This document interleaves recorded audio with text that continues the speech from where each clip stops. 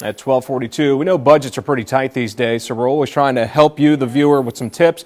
And a lot of y'all may have medical debt. You may want to listen in this afternoon. According to a new analysis by the Kaiser Family Foundation, about 23 million people are estimated to have medical debt, 1 out of 10 adults. Joining us this afternoon with ways to pay off that medical debt, CPA Kimberly Washington. Kim, good afternoon and welcome back. This seems to be a big concern for many families. So first question, how can they save for medical expenses and cut taxes at the same time? You can. So one of the ways you can do that is actually 2 different ways. It's what's called a health savings account and also flexible spending account as well. If you put money towards these different plans, not only are you reducing your taxes, but you're able to pay for qualified expenses pretty much tax-free. Keep in mind, if you are going to use an FSA, you're usually going to enroll with that with your employer. If it's the HSA, rather, next thing you're going to take is you need what's called a high deductible health plan in order to enroll. So those are some steps you can take right now to pay for those qualified expenses.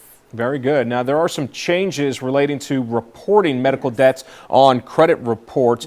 What should people know? What can you tell us there? This is big news for so many people, but starting in July, there's going to be some changes to your credit report. The first thing you do want to keep in mind, if you pay for medical expense and it was reported on your credit report, it no longer will be reported at this time. Also, if you have medical debt under $500, it also will not be reported on your credit report. So this is big news for so many people. So they're going to see some big changes relating to their credit report starting in July of this year. Definitely great to know. Now, I think a lot of folks can relate to this. You get that bill in the mail or you see it online and it's so high and you're thinking, what am I going to do? What options can people explore to pay those high medical bills? Right. There are some options. So the first thing you want to do, I always say, pick up the phone, contact the provider and say, hey, are there any programs or options that I can relate to as it relates to paying this bill? So that's the first thing you do want to keep in mind. You may be able to negotiate those expenses, so do keep that in mind too as well. And then last but certainly not least, just ask, is there financial assistance, different programs that I may qualify for, because you never know, that could be help along the way.